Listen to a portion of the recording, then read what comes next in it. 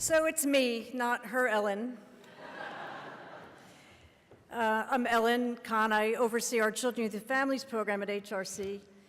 Betty, you know, we all love your Ellen very much, but we love the heck out of you, too. Thank you. Thank you. You know, you've been part of this conference since we launched it 6 years ago, and I love seeing people come up to you and share stories and ask for selfies and get some motherly affection.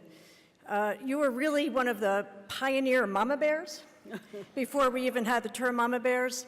You made it clear when Ellen came out that you loved her, including who she is and who she loves, and you gave hope to all of us, to many of us, that our parents might respond the same way, and if they didn't, then parents like you would be there to cheer us on. So thank you for showing us what unconditional love means and for loving all of us so much. Thank you, Ellen.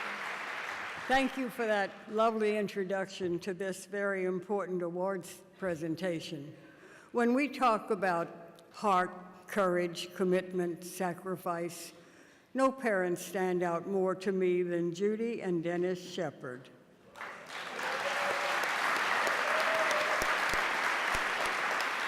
They have been role models to me. They represent exactly what it means to turn personal loss and grief into action, into social change. Judy and Dennis have literally changed the world. They've changed millions of hearts and minds by sharing their story, the story of losing Matt, and in their belief that love indeed will conquer hate. They are absolutely stellar human beings, and I love them dearly.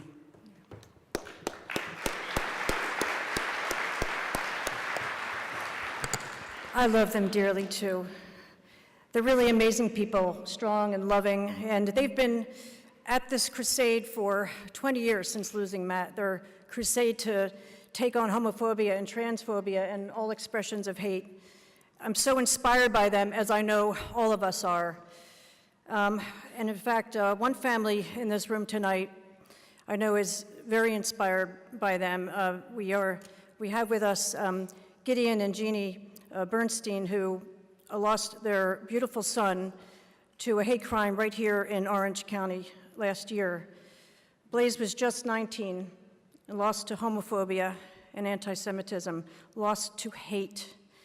And inspired by the Shepherds, the Bernsteins have committed that moment of hate into a movement of hope. So all of us will keep fighting alongside the Shepherds, alongside the Bernsteins, and far too many others who have lost their loved ones to hate. Jeannie and Gideon, we grieve with you. We thank you for being here to honor the Shepherds tonight.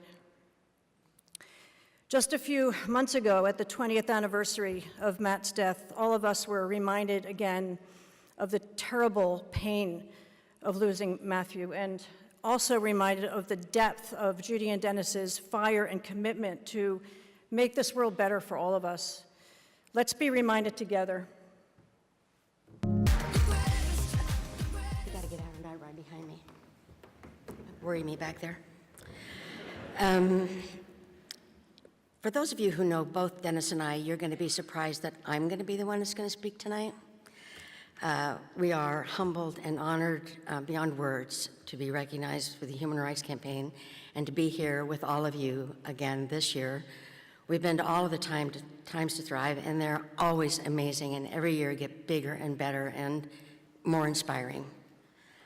So it's a special honor to be here with you tonight and have Betty and Ellen here, even if it's that Ellen. We love her like nobody else, but still.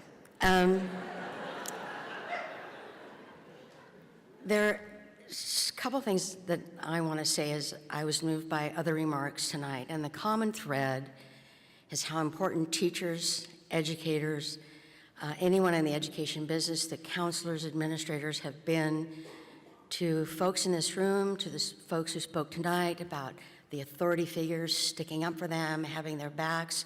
Seth's beautiful story about the teachers who We're his chosen family. But also the remarks reminding us that from Sarah in Oklahoma, and talking about how in half the states in this country, you can still be fired for being gay. Wyoming is one of them. And we also have no hate crime laws in Wyoming. Well, we also have no people, but that doesn't really matter. But it's important now for us to have the teachers' backs. We need to be there for them so they can be there for our kids.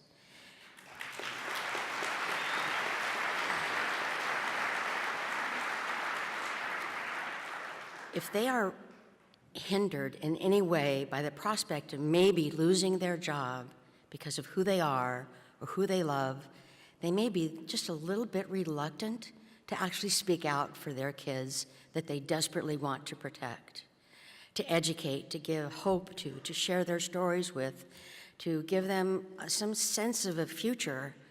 But if they're hindered by laws in their states that do not protect them, this is an added weight on their shoulders, is how are we actually going to do that, but still be there to provide for our families if we put our jobs in jeopardy?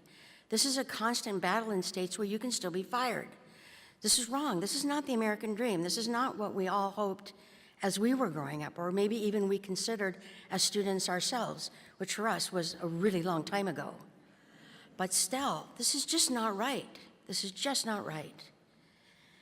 We have a situation in this country right now that is temporary.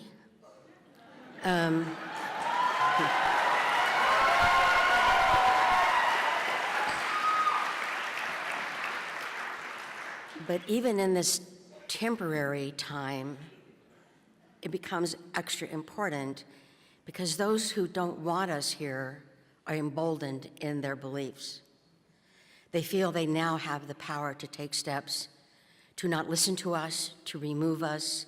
They're looking for reasons to not listen to us and to remove us from positions of influence, from teaching positions, from professional positions, just by harassment or anything in the states where they live. If they can remove them from their jobs, we need to protect them, or deny them housing or public accommodation. This is just not right.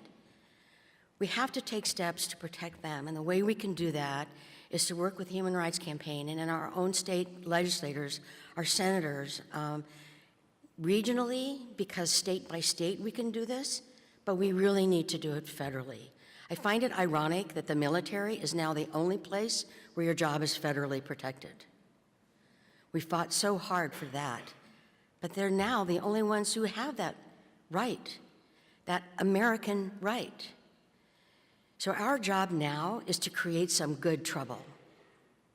We need to be out there creating good trouble. We need to use our voice and our platforms as parents, educators, supporters of educators in states where they can be fired for being gay. We need to stand up for them. We need to lobby. We need to make our voices heard. We have a Congress right now that may not be receptive, but this is when we need to start the work. We need to get the message out. We need to work with those who support us now and continue to support them so they can still be there when it becomes really critical. This is the only way the hate crime legislation passed, was persistence and opportunity. And if we're not ready, when the opportunity comes, we'll lose it.